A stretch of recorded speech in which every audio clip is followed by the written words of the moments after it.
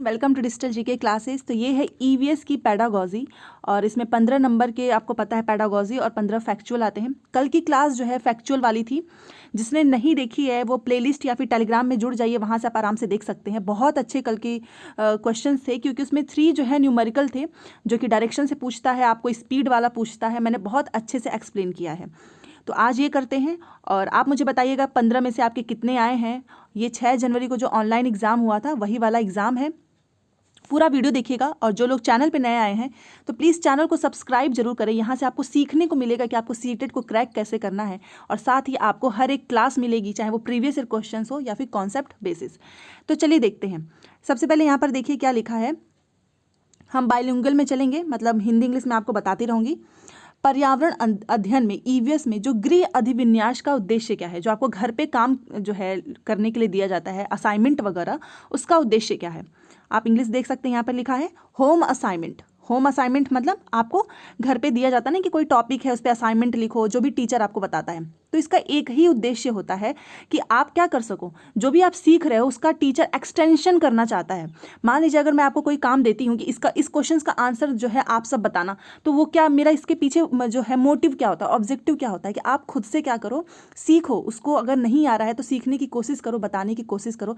Extension of learning.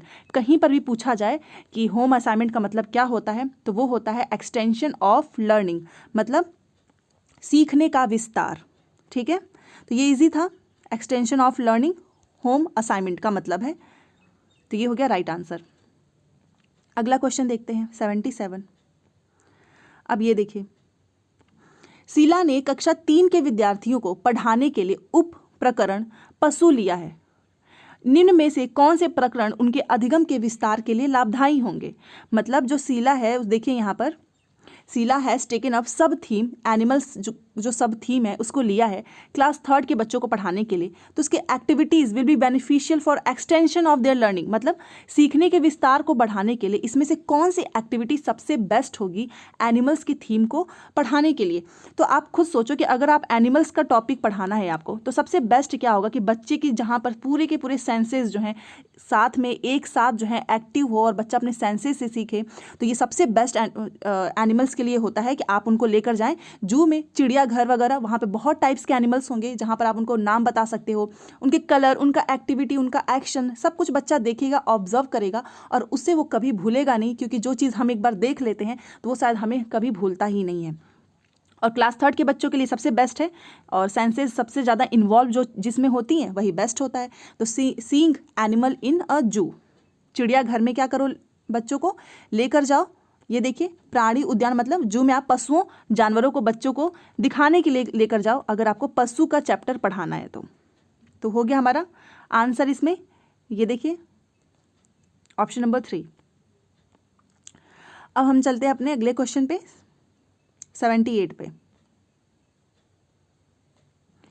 इसमें है कि जल से संबंधित त्योहारों को समुदायों द्वारा मनाने को ज्ञात करने के लिए सर्वाधिक उपयुक्त युक्ति कौन सी है सबसे। और ये क्वेश्चन रिपीटेड है, इसको मैंने एक और ऑनलाइन शिफ्ट में पूछा था, वहाँ पे मैंने इसको डिटेल में समझाया था। जो लोग स्टार्टिंग से जुड़े हुए हैं मेरे साथ उनको पता होगा। आपको सबसे बेस्ट स्ट्रेटेजी इसमें से बतानी है। फाइंड करिए कि festival celebrated in the community that are linked with water. एक जो फेस्टिवल है जो सेलिब्रेट किया जाता है और वो किससे लिंक हो, वाटर से लिंक हो, तो इसमें से सबसे बेस्ट जो है एक्टिविटीज़, जो स्ट्रेटेजी है वो कौन सा करेंगे। तो चलिए देखते हैं हमको क्या करना है।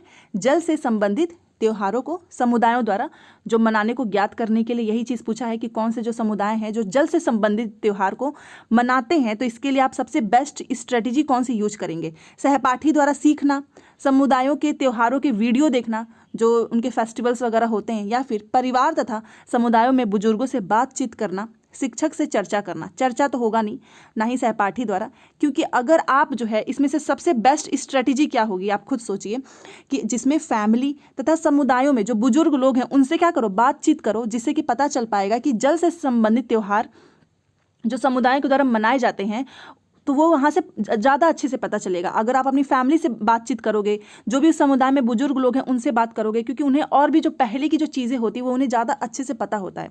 तो इसलिए सबसे बेस्ट क्या होगा, ऑप्शन नंबर 3। और यहाँ पर एक चीज़ होगी कि यहाँ पे कम्युनिकेशन जो है खुद के लोगों में होगी, तो जो भी चीज़ें होंगी वो ज़्यादा अच्छे से समझ में आएंगी। Talking to the elders in the family and community. Community तो होगा ही, क्योंकि हम बात किसकी कर रहे हैं, festival celebrated in the community, जो फेस्टिवल सेलिब्रेट्स होता है इस कम्युनिटी में, जो कि लिंक्ड होता है वाटर से। तो ये सबसे अच्छी स्ट्रेटेजी यही है, यहाँ से आप आराम से फाइंड कर सकते हैं, ज्ञात आपको ज़्यादा मिलेगा। तो समझ गए होंगे ऑप्शन नंबर 3। अब हम चलते हैं 79 पे, ये रहा। देखिए इसमें लिखा है कि कक्षा 1 तथा 2 में पर्यावरण अध्ययन की कोई पाठ्य पुस्तकें क्यों नहीं है। ये है कि क्योंकि आपको पता है ना 3 to 5 की ही एनसीईआरटी आपको पढ़नी होती है पर्यावरण के लिए, बट 1 और 2 में जो है ईवीएस की कोई पाठ्य पुस्तक क्यों नहीं है, यही पूछ रहा है। तो चलिए इसका आंसर हम फाइंड करते हैं। 79 पहला लिखा है कि पर्यावरण अध्ययन के प्रक्रिया कौशल शिक्षक की हैंडबुक में सुझाए गए खेलों द्वारा पढ़ाए जाते हैं।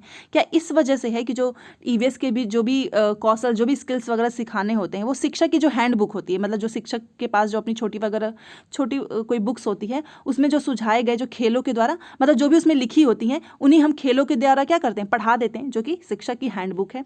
इस वजह से ये चीज़ नहीं होगा, क्योंकि हमको बताना है कि पाठ्य पुस्तकें क्यों नहीं है और ये इसका रीज़न नहीं है। दूसरा, पर्यावरण अध्ययन की महत्वपूर्ण संकल्पनाएं, जो इसके इंपॉर्टेंट कॉन्सेप्ट्स होते हैं, उसको शिक्षकों द्वारा संचालित पारस्परिक क्रियाकलापों द्वारा पढ़ाए जाते हैं। मतलब ईवीएस का जो भी इंपॉर्टेंट कॉन्सेप्ट होगा उसको टीचर जो है वो क्या करेगा, पारस्परिक क्रियाकलाप मतलब एक्टिविटीज़ के द्वारा पढ़ा देगा। नहीं, ये भी नहीं है। तीसरा देखिए, सही रीज़न आपको पता होना चाहिए कि पर्यावरण अध्ययन से संबंधित संकल्पनाएं मतलब कॉन्सेप्ट्स और कौशल भाषा तथा गणित के द्वारा सिखाए जाते हैं। एंड 4 भी देख लेते हैं कि पर्यावरण अध्ययन से संबंधित संकल्पनाएं और कौशल भाषा शिक्षण द्वारा दिए जाते हैं। अब ये एक ऐसा क्वेश्चन है जहां पर आप सभी को बिल्कुल भी नहीं आइडिया लगेगा कि आखिर में इसमें होगा कौन सा सही, क्योंकि इसमें तो हमें सब कुछ सही ही लग रहा है। बट मैं आपको एक रीज़न बता रही हूँ, क्योंकि मैंने एक चीज़ हमेशा बोला है कि जो छोटे बच्चे होते हैं, अगर आप उनको कोई भी लैंग्वेज सिखा रहे हो, कोई भाषा सिखा रहे हो, तो क्या करो, एक दूसरे से जोड़ दो। क्यों? क्योंकि बच्चा इतना छोटा होता है, आप उसको ईवीएस की डायरेक्ट टेक्स्ट बुक से नहीं पढ़ा सकते हो। बट अगर आप क्या करो कि जो भी आपको कॉन्सेप्ट पढ़ाना है, मान लीजिए अगर आपको एनवायरनमेंट का कोई टॉपिक ले लीजिए, एनिमल हो गया, कोई एक्टिविटी ही कराना है, अगर आप उनके अंदर चाहते हो स्किल डेवलप करना, तो आप उनको मैथ पढ़ा रहे हो, उस मैथ के थ्रू उनको सिखा दो, या फिर आप उनको कोई भाषा सिखा रहे हो, लैंग्वेज हिंदी, उसके थ्रू सिखा दो। इसका मतलब क्या होता है कि आपको इंटीग्रेट करके सिखाना है। एक टॉपिक को, एक सब्जेक्ट से दूसरे सब्जेक्ट को अगर आप जो है इंटीग्रेट कर देंगे, संकलित कर देंगे, तो बच्चा उसमें ज़्यादा सीख सकता है। और इसी वजह से ईवीएस की जो है कोई पाठ्य पुस्तक नहीं है, क्योंकि 1 से 2 क्लास का बच्चा कितना ही समझ लेगा अगर आपने एक ही कॉन्सेप्ट को फॉलो किया। इसीलिए टीचर क्या करते हैं कि पर्यावरण अध्ययन से संबंधित जो भी कॉन्सेप्ट होते हैं, जो भी कौशल भाषाएँ हैं, कौशल भाषा का मतलब आप उनके बच्चा छोटा होता है तो आप ये कोशिश करते हैं कि क्लास में जितने भी बच्चे हैं उनके हिसाब से आप उनको लैंग्वेज सिखाएं, तथा गणित के द्वारा, गणित के माध्यम से। तो यही 3 चीज़ें होती ही हैं जो छोटे बच्चों को हम पढ़ाते हैं, और इन्हीं तीनों का यूज करके क्या करते हैं, उनको ईवीएस भी पढ़ा देते हैं। तो ये सबसे अच्छा मेथड होता है कि छोटे बच्चों को क्या करो, इंटीग्रेट कर दो, संकलित करके पढ़ा दो। समझ गए होंगे आप क्यों? ये देखिए, concepts and skills pertaining to EVS are taught through language and maths. मतलब आप लैंग्वेज एंड मैथ्स के ही थ्रू जो है बच्चों को क्या करोगे, ईवीएस जो है वो पढ़ा दोगे, और बच्चों को इंटरेस्ट भी आएगा, क्योंकि वो उनके अभी ना उतने कॉन्सेप्ट्स क्लियर नहीं होते हैं ईवीएस को, वो स्टार्टिंग फेज़ होता है। तो इस वजह से टीचर जो है, आपने देखा होगा कि मैथ और हिंदी ये बच्चों को सबसे पहले पढ़ाया जाता है, बच्चों को ऐड करना सिखाते हैं। आपने भी देखा होगा, सबसे पहले उनको हम गिनती सिखाते हैं, फिर ऐड सिखाते हैं। वैसे ही हिंदी में हम उनको पहले जो अ आ क ख ग घ वो सिखाते हैं, और इसी के थ्रू क्या कर देते हैं, हम उनको वो भी सिखा देते हैं, ईवीएस भी। अब ये है हमारा 80 नंबर का क्वेश्चन। निम्न में से कौन सामाजिक सांस्कृतिक वातावरण का उदाहरण है?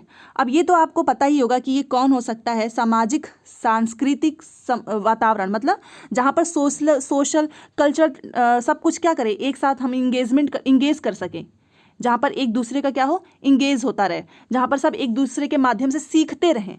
तो ये चीज़ होता है। मान लीजिए अगर आप बाहर में जा रहे हैं, अगर आप वहाँ पे किसी से सोशली कनेक्टेड नहीं हैं, या फिर आप दिन भर अकेले ही बैठे रहते हैं, एग्जाम्पल दे रही हूँ कि आप दिन भर एक रूम में बैठे रहते हैं, आप किसी से बात नहीं करते हो, ना बाहर निकलते हो, तो आप जो है उतने अच्छे से ना तो किसी के साथ रेसिप्रोकेट कर सकोगे, ना ही आप जो है उतनी सारी चीज़ें समझ पाओगे, सीख पाओगे। क्यों? क्योंकि जब भी हम किसी दूसरे से बात करते हैं ना, तो उसका ओपिनियन, उसकी बहुत सी चीज़ें हमें सीखने को मिलती हैं। इसीलिए कहा जाता है कि क्लास में एक जगह बैठने से बेटर है कि आप थोड़ा सा बाहर निकले, देखें कि आखिर में बाहर क्या चीज़ें चल रही हैं। उसी को तो बोलते हैं सामाजिक। तो ये इसका क्या उदाहरण है? सामाजिक सांस्कृतिक वातावरण का उदाहरण है समुदाय, कम्युनिटी। क्योंकि यहाँ पर आप जाएंगे तो क्या होता है, यहाँ पे एक दूसरे से मिलते हैं, बहुत सी चीज़ें हमें पता चलती हैं, कुछ आप उनको सिखाते हैं, कुछ वो आपको सिखाते हैं। तो ये हो गया ऑप्शन नंबर 4 इज राइट। अब ये देखिए 81, इसमें है कि पर्यावरण अध्ययन की संकल्पनाओं को प्राथमिक स्तर पर प्रस्तुत करने का उपागम ऐसा है कि विद्यार्थियों को भोजन, आश्रय इत्यादि के विषय में ज्ञात करने के लिए अपने परिवार और समुदाय के सदस्यों से परामर्श लेना पड़ता है। इसका क्या कारण है? अब देखिए, मान लीजिए आप ईवीएस के जो है कॉन्सेप्ट्स को पढ़ा रहे हो प्राथमिक स्तर पर, बट उसको बच्चों के सामने जो है आपको इंट्रोड्यूस करना है कि विद्यार्थियों का जो भोजन है, आश्रय जो रहने वाला है आदि, इन सब के बारे में क्या करो, विषय में ज्ञात करने के लिए अपने परिवार और समुदाय के सदस्यों से परामर्श लेना पड़ता है, इन सब चीज़ों से रिलेटेड है। तो इसका कारण क्या है? ये क्यों ऐसा किया जाता है कि घर वालों से, समुदाय से जो है परामर्श लेना पड़े? परामर्श का मतलब देख लीजिए यहाँ पर क्या होता है। The approach of presenting EVS concepts at primary level to such that students have to consult members of family and community to find out about type of food, shelters, etc. तो फूड और shelters के बारे में अगर आप सोचो कि घर वालों से बात करना पड़े, कम्युनिटी के लोगों से बात करना पड़े, तो इसका एक ही रीज़न हो सकता है, और वो रीज़न क्या है? क्योंकि वो है एक प्राथमिक स्रोत। अगर आप परिवार हमारा क्या है, मैंने हमेशा बताया ना कि प्राथमिक कारक है और समाज हमारा द्वितीय कारक है। तो परिवार और समुदाय के लोगों से करने का मतलब यही है कि अधिगम का ये प्राथमिक स्रोत विद्यार्थियों की सामाजिक सांस्कृतिक पृष्ठभूमि है। जब भी परिवार की बात आएगी तो इसका ये इसीलिए कहा जाता है क्योंकि परिवार हमारा प्राथमिक स्रोत है और वहाँ से हमें सबसे पहले सब कुछ पता चलता है। अगर आप स्कूल में जाते हैं तो उसके पहले या ऐसा नहीं कि आपको कुछ आता नहीं है, पहले या बहुत सी चीज़ें अपने घर से सीख लेते हैं, जो कि क्या है, प्राथमिक स्रोत है, विद्यार्थियों की सामाजिक सांस्कृतिक पृष्ठभूमि है। हर एक बच्चे का आपको पता है वो अलग कल्चर से आता है, उसका बैकग्राउंड अलग होता है, सब कुछ अलग होता है। तो अगर आप खुद सोचो कि मैं अगर आप में से 5 लोगों को भी बोलूं कि इन सब चीज़ों के बारे में बता कर आओ, तो सबके घर के खाने का भोजन भी अलग होता है, आपने देखा होगा। उनका रहने का खान पीना सब कुछ अलग होता है, एक दूसरे से एकदम अलग होता है। तो अगर 5 बच्चों को कहा जाए कि ऐसे पता करके आओ, तो सबका क्या होगा, अलग अलग होगा, सब कुछ अलग होगा। तो इससे क्या होता है, पता चलता है कि हाँ, और भी कैसे कैसे भोजन है जो दूसरे लोगों के यहाँ खाए जाते हैं, रहने का उनका तरीका कैसा है। तो इसीलिए कहा जाता है कि परिवार और समुदाय से जो है परामर्श करने से सारी चीज़ें पता चलती हैं, क्योंकि हर बच्चे का जो है सोशल बैकग्राउंड हो गया, कल्चर बैकग्राउंड सब कुछ अलग है। जैसे कि आप मान लीजिए गुजरात वगैरह में जो लोग रहते हैं वो क्या खाते हैं, ढोकला वगैरह खाते हैं, और बहुत सी जगह इडली डोसा खाते हैं। पंजाब में देखिए छोले भटूरे, तो ये सब भोजन अलग है। इसीलिए कहा जाता है परिवार और समुदाय के सदस्यों से परामर्श लेना पड़ता है, क्योंकि अधिगम का प्राथमिक स्रोत विद्यार्थियों की सामाजिक पृष्ठभूमि है। तो ये हो गया हमारा ऑप्शन नंबर 3।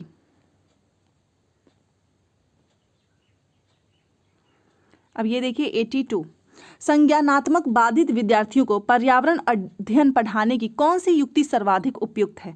संज्ञानात्मक आपको पता ही है। Which of the following strategy is most appropriate for teaching EVS to the cognitive impaired students है। अब यहाँ पर ध्यान देना, ये impaired बच्चों के लिए है, जो कि cognitive क्या होते हैं, impaired होते हैं। तो इसमें से सबसे बेस्ट क्या होगा वो हमें बताना है, क्योंकि यहाँ पर आपको ध्यान देना, यहाँ पर बाधित वर्ड लिखा है। बहुत से लोग बाधित नहीं पढ़ेंगे एग्जाम में और बस संज्ञानात्मक को देख के करके चले आएंगे, तो आपका क्वेश्चंस गलत हो जाएगा। इसलिए तो देखिए, जब भी आपको ऐसे बच्चों को, संज्ञानात्मक बाधित का मतलब ये होता है कि जो उतने अच्छे से चीज़ों को ना समझ में आए।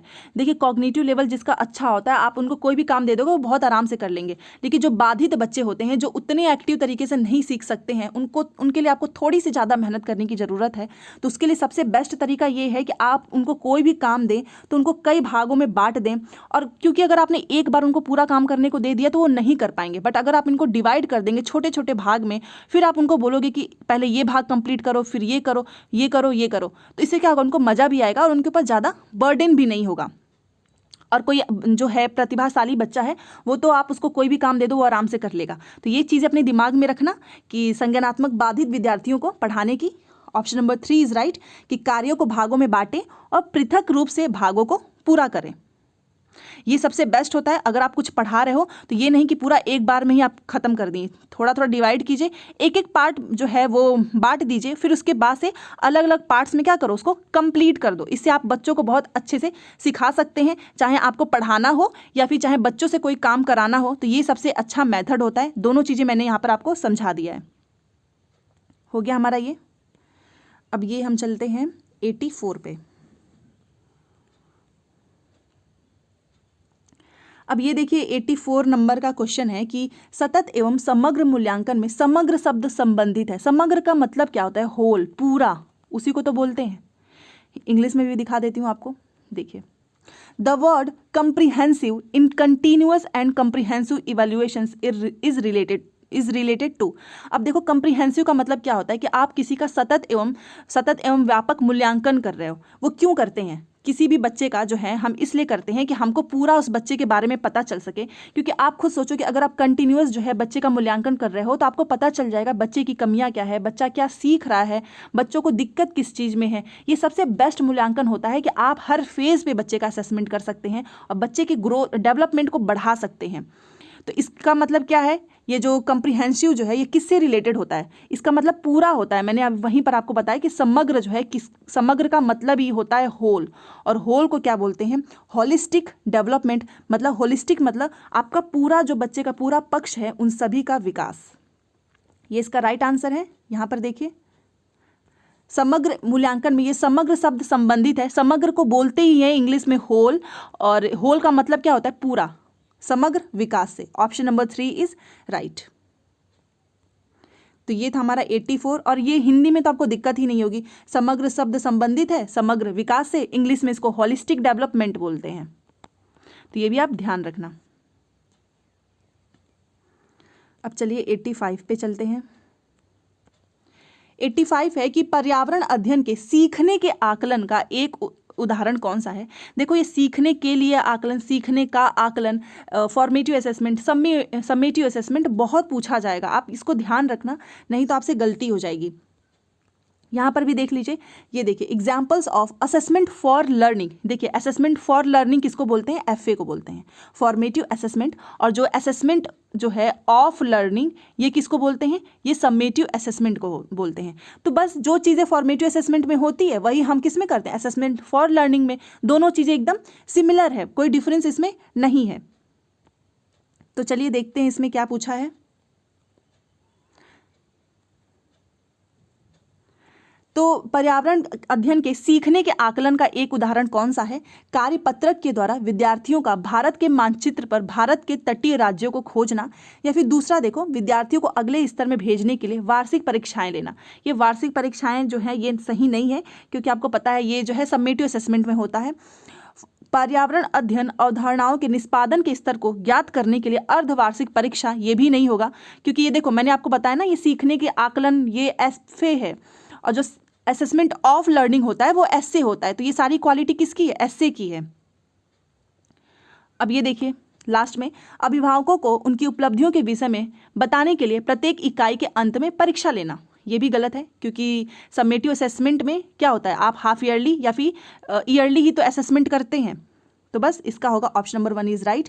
क्यों, क्योंकि एक बार इंग्लिश में भी आप देख लो कि student to find out coastal states of India, जो इंडिया के जो कोस्टल स्टेट्स हैं, बच्चों को आप क्या बोलो कि इंडिया के मैप पे जो है तुम इसको देख के फाइंड करो थ्रो वर्क शीट्स। तो ये सबसे बेस्ट होता है, क्योंकि रचनात्मक आकलन असेसमेंट फॉर लर्निंग जो है इसमें क्या होगा, बच्चे का जो है क्रिएटिव सोच भी बढ़ेगा, उसे आइडिया लगेगा कि इंडिया के मैप में कोस्टल स्टेट्स जो हैं कौन कौन से हैं। तो बस आपको पता चल गया होगा, ऑप्शन नंबर 1 इज राइट। विद्यार्थियों का भारत के मानचित्र पर जो है भारत के जो तटीय राज्य हैं उनको खोजना, और वो जब खोजेगा तो उसे पता भी चलेगा, क्योंकि वो खुद से करके सीखेगा, और इसे ही बोलते हैं सीखने का आकलन। इसके माध्यम से बच्चा क्या कर रहा है, सीख रहा है।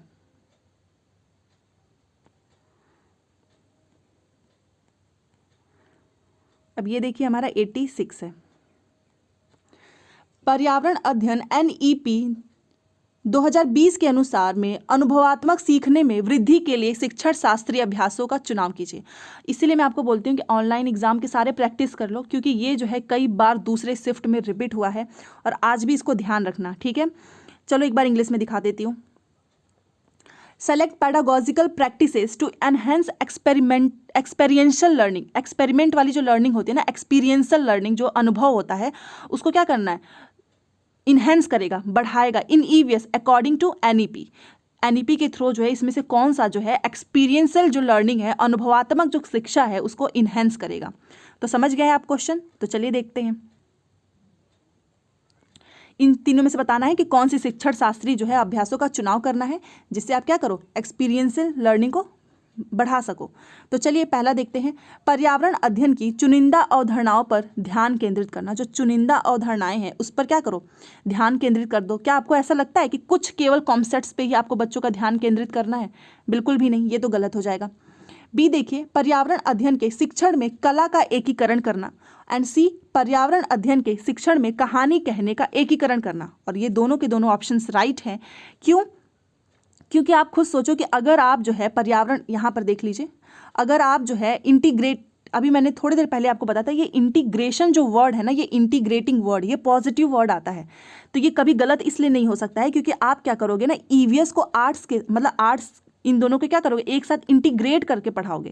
तो इससे बेस्ट क्या होगा, यहाँ पर भी देखो, integration of story telling in teaching of EVS, यहाँ पर भी आपने क्या कर दिया, इंटीग्रेट कर दिया। इंटीग्रेट का मतलब एक दूसरे को जोड़ के आपने पढ़ाया, जिसमें बच्चा बहुत सीखता है, इस वजह से ये राइट है। और ये वर्ड याद रखना, इंटीग्रेटिंग वर्ड जो है वो पॉजिटिव है। समझ गए होंगे आप? तो क्या करना है, पर्यावरण अध्ययन के शिक्षण में आप कला का एकीकरण कर दो और पर्यावरण अध्ययन के शिक्षण में कहानी कहने का। कहानी कहोगे तो बच्चा बोर नहीं होगा, उसको मजा आएगा, इंटरेस्ट में वो पर्यावरण अध्ययन भी समझ लेगा। वैसे ही कला का भी है। B और C राइट है। अब ये हमारा है 87। एक प्राणी उद्यान में, मतलब जू, जाने पर पर्यावरण अध्ययन की शिक्षिका ने अपने विद्यार्थियों से प्राणी उद्यान के जानवरों की खाने की आदतें, उनके देश, बाहरी लक्षणों जैसे आकार हो गया, उनका रंग कैसा है, उनका बाल कैसा है, सब खोजने के लिए कहा। मतलब तुम फाइंड करो।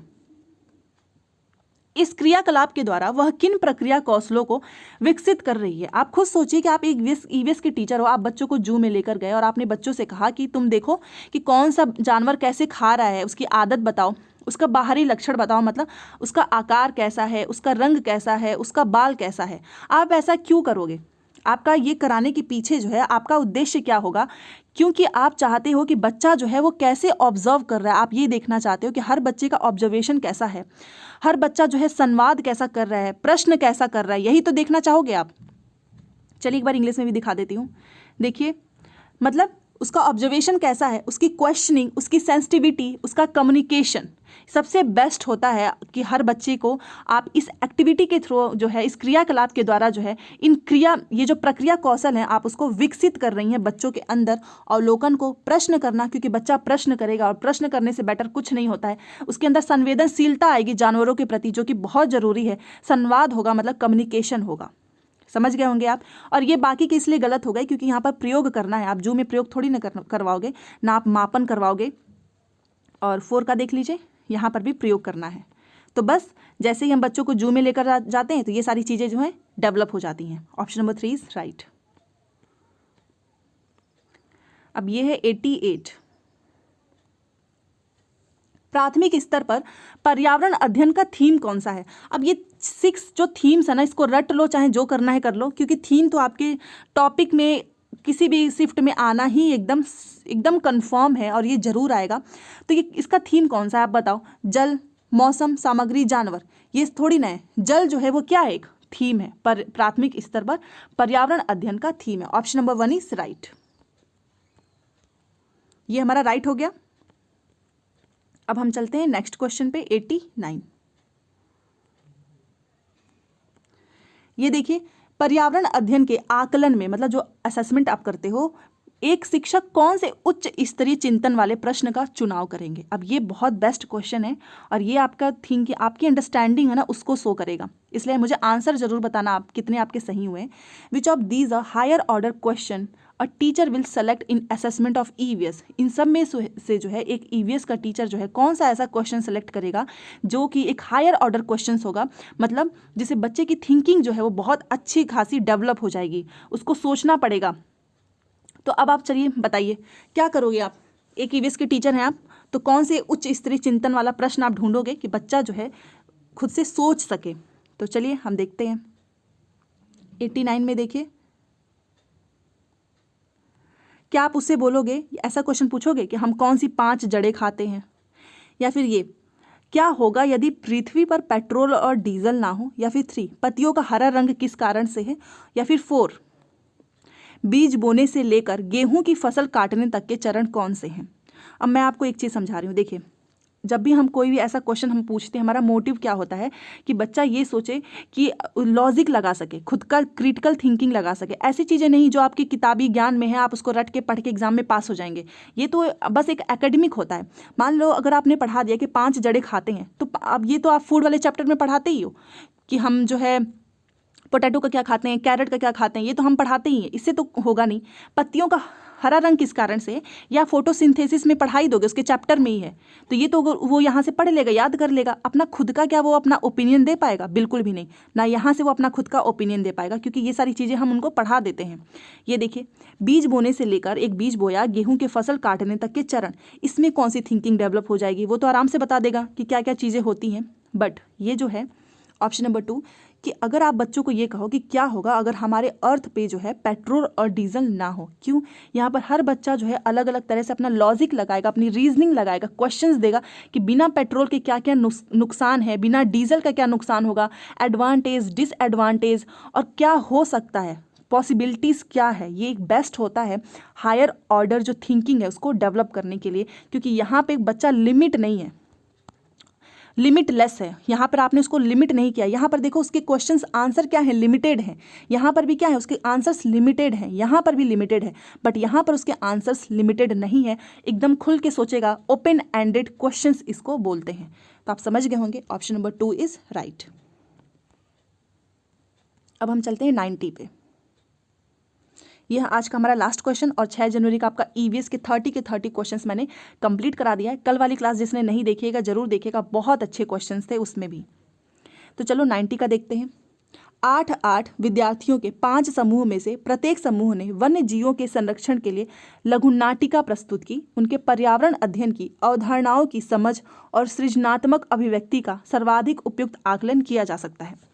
एक चीज़ मैं बोलूँगी कि अगर आपको थोड़ा बहुत ना दिखे ना तो आप प्लीज़ 240 तो मत रखना, 360 480 पे आप करके देखिए, बहुत अच्छे से दिखेगा आपको। ये चीज़ करना, क्योंकि आप में से बहुत से लोग बोलते हैं उन्हें नहीं दिखा रहा है, तो क्वालिटी बढ़ाइए, बहुत अच्छे से क्लियरली है सब कुछ। यहाँ पर देखिए क्या किया आपने, 5 ग्रुप्स ऑफ 8 स्टूडेंट्स, 5 ग्रुप बना दिया। एक ग्रुप में कितने हैं, 8 बच्चे हैं। Performed a skit each to depict ways of preserving wildlife. Their creative expression and understanding of EVS concepts can be assessed most appropriately by। देखो अगर आप जो है एक समूह बना दिए 8 विद्यार्थियों का, 5 समूह, प्रत्येक समूह ने क्या किया, वन्य जीवों के संरक्षण के लिए एक लघु नाटिका प्रस्तुत की, छोटी सी जो नाटक वगैरह नहीं होता वो प्रस्तुत किया। उनके पर्यावरण अध्ययन की अवधारणाएं, मतलब जो उनके कॉन्सेप्ट्स हैं, उनकी अंडरस्टैंडिंग, उनके जो सृजनात्मक अभिव्यक्ति है, मतलब उनका जो क्रिएटिव है वो चीज़ सर्वाधिक उपयुक्त आकलन किया जा सकता है। इन सब में से आप ऐसी कौन सी चीज़ों से सबसे ज़्यादा जो है बच्चों की समझ, बच्चे का सृजनात्मक सब कुछ अच्छे से आप असेसमेंट कर सकते हो, तो इन चारों में से बताना है। समझ गए होंगे आप, ये आप एज अ टीचर इसमें से कौन सा असेसमेंट यूज करोगे पर्यावरण अध्ययन की क्लास में। तो बस चलो देखते हैं पोर्टफोलियो, क्या पोर्टफोलियो करोगे। पोर्टफोलियो आपको पता है ना, हर बच्चे का उसका नाम से लेके फादर नेम, मदर नेम, सब कुछ इंक्लूडेड होता है इसमें। बच्चा कब स्कूल में एडमिशन लिया, इसे बोलते हैं पोर्टफोलियो। दूसरा देखिए, पर्यावरण अध्ययन संप्रतियों की प्रस्तुति एवं समझ के लिए आकलन के लिए रुब्रिक्स एंड प्रस्तुति का आकलन एवं रिकॉर्डिंग एंड 4 पर्यावरण अध्ययन अवधारणाओं को जांचने के लिए प्रस्तुति के उपरांत पेन पेपर परीक्षा। एक बार मैं आपको इंग्लिश में भी दिखाऊंगी, ये देखिए। पोर्टफोलियो क्या करोगे आप, सबसे बेस्ट होगा ये क्रिएटिव एक्सप्रेशन और अंडरस्टैंडिंग को यहाँ से असेसमेंट करने के लिए। या फिर observation and recording of performance, या फिर पेन पेपर टेस्ट। देखो पेन पेपर टेस्ट तो बिल्कुल भी अच्छा नहीं होता है, और यहाँ पर पोर्टफोलियो से आप बच्चे के क्रिएटिव को नहीं जो उसके एक्सप्रेशंस हैं अंडरस्टैंडिंग नहीं कर सकते हो, ना ही आप observations and recording of performance के बेस पे भी नहीं कर सकते हो। सबसे बेस्ट होगा कि rubrics to assess performance and understanding of EVS concept, option number 2 is right. आप क्या करोगे, जो भी कॉन्सेप्ट है उसका अंडरस्टैंडिंग उससे, और वो बच्चा कितना सीख रहा है वो आपको पता चलेगा रुब्रिक्स के थ्रू। मैं आपको रुब्रिक्स का मतलब बता देती हूँ। ये एक असेसमेंट टूल है। बहुत से लोग इसमें कंफ्यूज होते हैं कि रुब्रिक्स क्या होता है।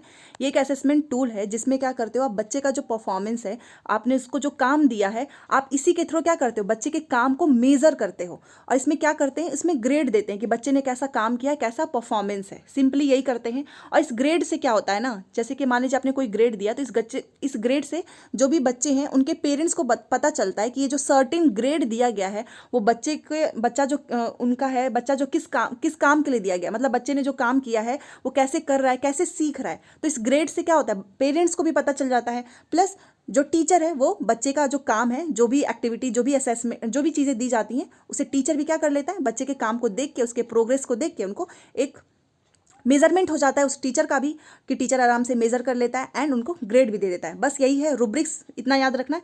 ये एक असेसमेंट टूल्स है, इसे आप बच्चों का आकलन करते हो, दैट्स इट। तो ये सारी चीज़ें हैं, और मैंने आपको बता दिया। ये रुब्रिक्स वाला क्वेश्चंस एक बार और पूछा था, और कहीं पर भी अगर आपको किसी ऑप्शंस में ऐसा दिख जाता है पर्यावरण अध्ययन से रिलेटेड कि आप जो है रुब्रिक्स जो कॉन्सेप्ट है उसकी प्रस्तुति और समझ के आकलन के लिए क्या करेंगे, रुब्रिक्स का यूज करेंगे, तो ये सबसे बेस्ट ऑप्शन होता है, ऑप्शन नंबर 2 इज राइट। और एक बार और मैंने आपको बताया था। तो ये थी आज की हमारी क्लास, और आपको अगर अच्छी लगी क्लास तो प्लीज़ लाइक ज़रूर कीजिएगा, बहुत मेहनत लगती है, एंड चैनल को सब्सक्राइब जरूर करिए, अपने दोस्तों को शेयर कीजिए। सीटेट की क्लास उन्हें भी बहुत फ़ायदा होने वाला है, और आप प्रैक्टिस करते रहिए, आपका सीटेट जो है जरूर क्लियर होगा। कोई भी डाउट हो कमेंट कर लीजिएगा। टेलीग्राम और इंस्टा का लिंक मैंने दिया हुआ है कमेंट बॉक्स में, डिस्क्रिप्शन बॉक्स में भी, अगर आप चाहें तो वहाँ भी ज्वाइन हो सकते हैं। Thanks for watching.